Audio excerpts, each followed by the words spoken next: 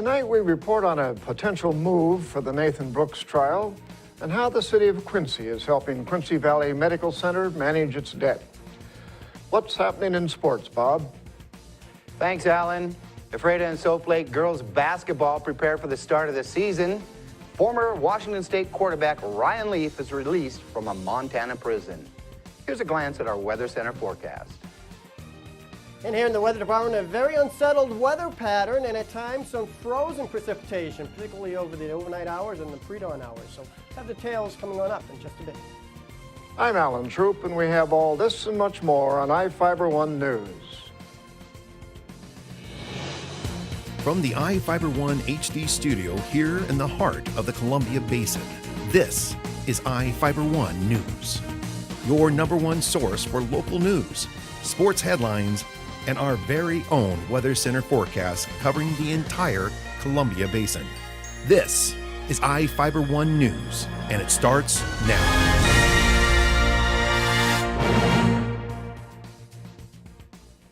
Nathan Brooks' attorneys want his trial moved out of Grant County. Brooks, a 16-year-old Moses Lake boy, is facing 2 counts of attempted murder in Grant County Superior Court. His trial is scheduled to start on January 28th, close to 2 years after Brooks allegedly pried open a gun safe, took a pistol, and shot his parents while they were sleeping. Defense attorneys Brett Hill and Brian Gwynn argued the media coverage around the case has tainted the jury pool. They stated the fact that Brooks was 14 when he was arrested raised interest to many in the community. They argued Grant County has 36,000 people eligible to serve on a jury, and it would be difficult for people not to be aware of the circumstances around the case and form opinions about it. A judge has yet to decide on whether the trial stays in Grant County. The Grant County Housing Authority is looking for donations for their annual point-in-time count of homeless people in the county. Reporter Jeff Chu has more information. The 2015 point-in-time count for homeless people in Grant County takes place January 29th. Stephanie Bonwell, who supervises the count for Grant County Housing Authority, said training for the count volunteers is at 11:30 a.m. on January 22nd. It takes place at Our Lady of Fatima Catholic Church at 200 North Dale Road in Moses Lake. Bonwell said this month she is focusing on collecting donations to provide the county's homeless individuals and families with travel-size hygiene items or hotel items. Items needed include shampoo, bar soap, toothbrushes and paste, deodorant, razors, toilet paper, Band-Aids, chapstick, matches, and hand warmers. Donations of laundry detergent pods and washcloths, sleeping bags, heavy blankets, tents, portable heaters, and bottled water are also needed. Donations can be dropped off at Serve Moses Lake, 422 West 3rd Avenue from 9 a.m. to noon and 1 p.m. to 4 p.m. Monday through Thursday. As part of the homeless count, the second annual Project Homeless Connect will be offered to homeless individuals and families at Our Lady of Fatima Catholic Church. The free service from 11 a.m. to 1 p.m. January 29th offers help with service providers, showers, haircuts, and hot lunch. Bonwell said last year's count found 177 individuals, 86 of them children, living in vehicles or outdoors in Grant County. Bonwell can be contacted for questions at 509-762-5541, extension 126. I'm Jeff Chu for iFiber One News. A Soap Lake council member walked out on the council meeting Wednesday night because he was denied the right to digitally record the meeting. Robert Brown's walkout came in response to the City Council's 4-3 vote denying his request to record council meetings for his own protection against unfounded accusations by other council members. Brown said the issue is that the city staff does not record the meetings. The issue was discussed during a closed council executive session 2 weeks ago, which prompted Brown to seek his own legal advice and show up at the meeting with his recorder. Mayor Raymond Gravel said recordings by council members were considered public record and public disclosure requests would take too much time for city staff. Brown called that an excuse, arguing under state law he could record the meetings as long as it did not conflict with the meeting. He vowed to return with his recorder at the next council meeting. 2 people were injured after a driver reportedly wasn't able to stop before hitting a car on State Route 28. Tyler Whitehorn, a 27-year-old Wenatchee resident, was driving west on the highway in a 2007 Honda Civic when he slowed for traffic Tuesday evening, about 7 miles west of Ephrata. According to the Washington State Patrol, Henry Garcia, a 39-year-old Ephrata resident, reportedly rear-ended the car with his 2005 Nissan Sentra. Both men were taken to Columbia Basin Hospital for their injuries. The State Patrol reported the collision was caused by Garcia allegedly following the other car too closely and issued him a ticket. Grant County plans to add between 2 and 4 more defense attorneys to comply with new state rules. The additional money going to the Grant County Department of Public Defense was the largest increase in the county's 2015 budget. The commissioners recently approved the $132 million budget for the county. The budget is about $2 million more than last year. The county has to hire more attorneys because of a Washington State Bar Association recommendation enacted by the state Supreme Court. The rule limits public defense attorneys working in district court to 400 cases per year. The change means the county needed to hire 2 attorneys and still needs to hire 2 more attorneys. And now we take a look at people being sought by law enforcement. This is Sheriff Tom Jones with the Grant County Sheriff's Office. Each of the people you see here have a warrant for their arrest. If you see any of these people, we ask you do not attempt to detain or apprehend them, but call us at 509-762-1160 or send us an email at crimetips@co.grant.wa.us. If the person is presenting a danger, call 911. With your help, we can bring these people to justice and make our community safer. Short break. We'll be right back. Attention business owners. The deadline is fast approaching to advertise in the 2015 edition of the Moses Lake Local Book. Don't be the only business left out. In print or online, it's the best way to reach your customer when they're ready to buy. Call today to place your ad by calling 877-738-9829 or by visiting us online at www.statewideyp.com. The Moses Lake Local Book Telephone Directory. Simply the best advertising. At Moses Lake Community Health Center, we have had the privilege to serve the local communities since 1978. What I like about working at this clinic more than any other clinic that I've worked at is the patient care. With the patient care team that we've assembled, it allows us to take care of as many facets of the patient and their family's needs. Please take the opportunity to experience the high-quality care provided at our clinics.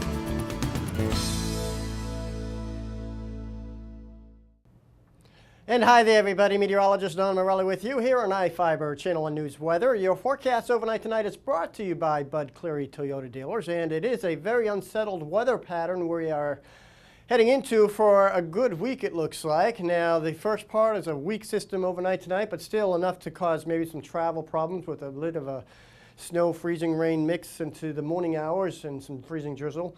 Then there's a brief lull on Friday before more comes in overnight into especially Saturday during the day, and that might actually begin with some freezing precipitation as well. But then after that, it looks like it's mainly rain for the basin.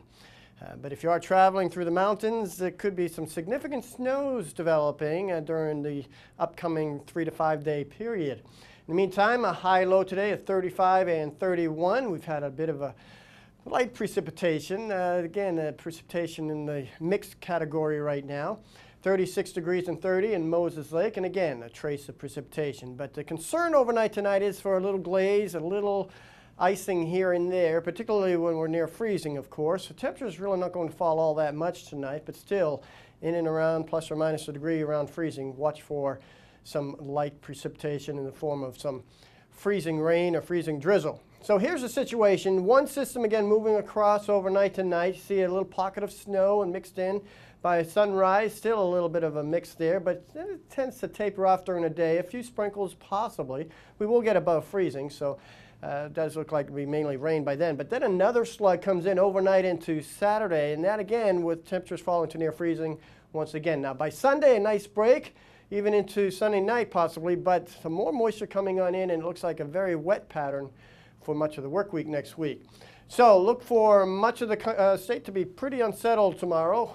a little mild out to the west with mainly rain. In the basin, some pockets of cold, chilly air.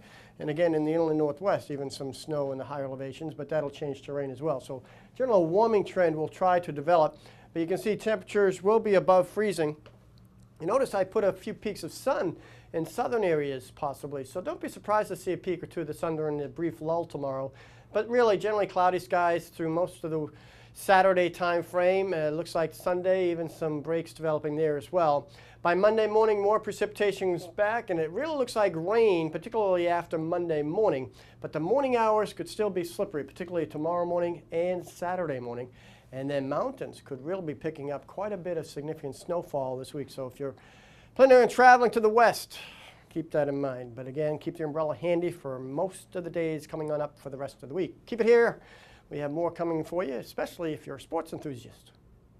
You don't need me to tell you that 4 and all-wheel drive time is on its way. But maybe you didn't know your local Toyota dealers are gearing up for the season with special savings on our top-selling 4 and all-wheel drive models. From tough Tundra trucks to our best-selling CUV RAV4 or Venza, the perfect blend of all-wheel drive with safety and style. Plus many others. The bottom line is exceptional 4 or all-wheel drive savings just in time for winter. For full details on these and other savings, visit any of your Inland Empire Toyota dealers. Toyota, let's go places. Searching for that perfect place to settle down? Whether you're looking for an elegant single-story, spacious two-story, or a custom home on acreage, Aho Construction can aid your decision with a streamlined production process that saves time, money, and natural resources. Compare us to other builders and see for yourself what advantages you can get by choosing an Aho home. Our philosophy is that we do things right the first time around. Start planning your dream house today with Aho Construction. Call 509-766-1366.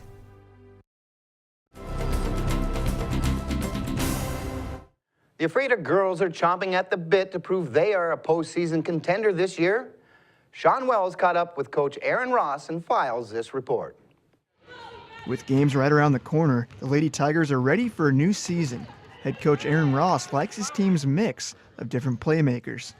I think we've got a little bit of everything. We got some post players, we've got some guards, we've got a couple shooters. We're fairly athletic, so I like the combination we have. It's just gonna see if we can put it all together. A bevy of upperclassmen bodes well for Coach Ross. And we've got a whole bunch of juniors that are sort of ready to make their mark also. So like I said, we can put it all together. Senior point guard Freddie Ham thinks this Tiger team can do something special. I think we can, and we're going to have to dig deep. And there's a lot of rumors around that we're just another team and we're going to go through the same routine, same record, but I think we can prove everybody wrong. But it's going to take a lot of work, obviously. Senior post player Harley Venata isn't shy about her expectations. Go to state and win that and take it all away. I want a trophy, a pretty one too. For Fiber One News, Sean Wells. Ephrata open CWAC play tonight at Quincy. Soap Lake girls have a new head coach and are looking to make noise in the 2B Central Washington South Conference. I had an opportunity to stop by practice yesterday and see how things are coming together for the Lady Eagles.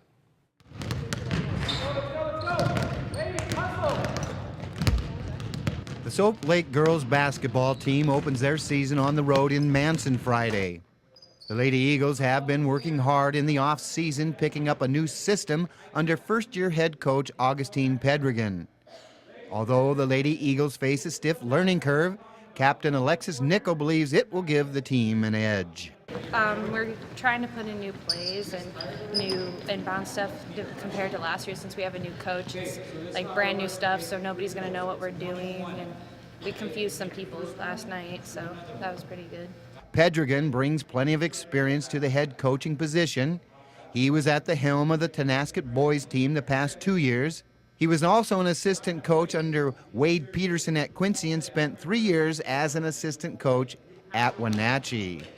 This is Pedregan's first girls head coaching position. The team has set a rather lofty goal of making the postseason this year. With 5 seniors returning, Nico believes the standard the Lady Eagles have set is not out of reach. I think we could go all the way if we really work hard. If we work hard in practice, work hard in games, I think we have the potential to go to state. Former San Diego Chargers and Washington State quarterback Ryan Leaf was released from a Montana prison Wednesday. Leaf was sentenced to 2 years in the Crowbar Motel for breaking into a house to steal prescription pills. Leaf was selected by the Chargers with the second overall pick in the 1998 NFL Draft.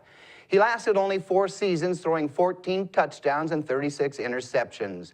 The former Cougar standout had perhaps the worst rookie season in NFL history. He tossed 2 scores and 15 picks and completed just 45% of his passes. We'll be right back after this.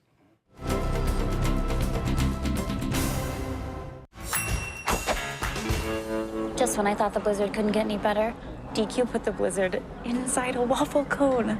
This is mind-blowing. So when DQ asked me how I would tell the world, I said...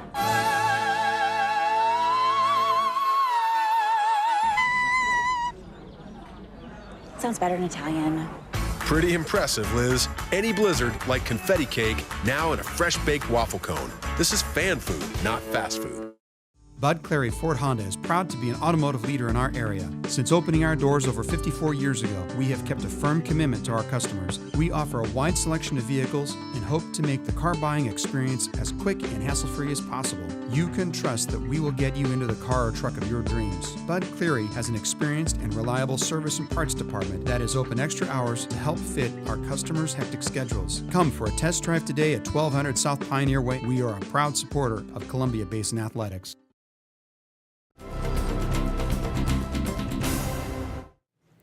Our spotlight story tonight is about Quincy Valley Medical Center that could be getting some financial help from the city to cover its debt to Grant County. Reporter Cameron Probert has the story. Quincy is moving forward with purchasing $1.5 million of Quincy Valley Medical Center's debt to Grant County. The City Council approved in a 6-1 vote Tuesday night to begin negotiations with the county and the hospital district. The hospital is trying to decrease the amount it owes to the county to less than $3 million by the middle of next year. The medical center owes the county $3.4 million, decrease from the $4 million it owed earlier this year. Hospital Administrator Mehdi Mered said the hospital needs the city's help to meet the goal of having the debt paid by the deadline set by the Grant County Commissioners. This is a loan. We're not asking for free money. We're not asking for money that will never be repaid. We're asking for a loan that we feel is going to help us transition into the next 5 years. Another point that I need to clarify, or I need to make sure that the city understands, but also our community members understand, is that this is not additional debt to the hospital, but it's a transfer of debt from county to city. Okay, this is not an increase to the existing debt. This is pretty much, transferring some of the county warrants to potentially city warrants. Hospital district officials expect to pay the city back within 5 years at a 3.5% interest rate. Since the district's one-year property tax levy proposal failed in November, the hospital has begun to cut costs, including eliminating its surgery program.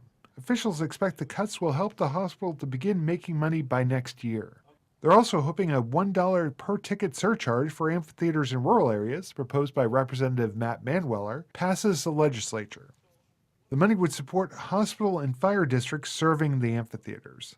Mered said the loan would be a good investment for the city and keep people working at the hospital. Councilmember Scott Libbert supported lending the money. I think sometimes there's some confusion that they think that there's abuse or something like that. It's not like you've had something different happen this year that you've just overspent. From my understanding, you guys have a lot of this extra this year was outside influence, more the last few years. The loss of compensation that you've had in the past, and just more impactful, and there will be change in the future. For iFiber One News, this is Cameron Probert reporting. We'll be right back after this. As the summer has quickly approached, we all enjoy the family barbecue and kids playing in the sprinkler. However, many drivers are distracted and are seldom focusing on what's important while driving. It could be the random phone call, adjusting your stereo, or the lip gloss check in the mirror. Here at Farmers Insurance, we make sure you understand what coverages fit your needs. The more you know, the better you can plan. My name is Cheryl Kono, and I'm your local Farmers Insurance Agent. We are farmers. Are your kids rough on your furniture? Things looking a little run down?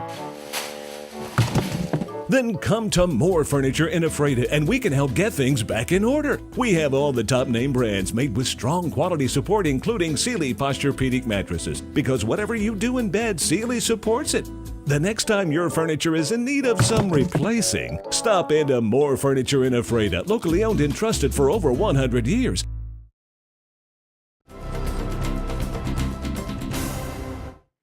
Welcome back.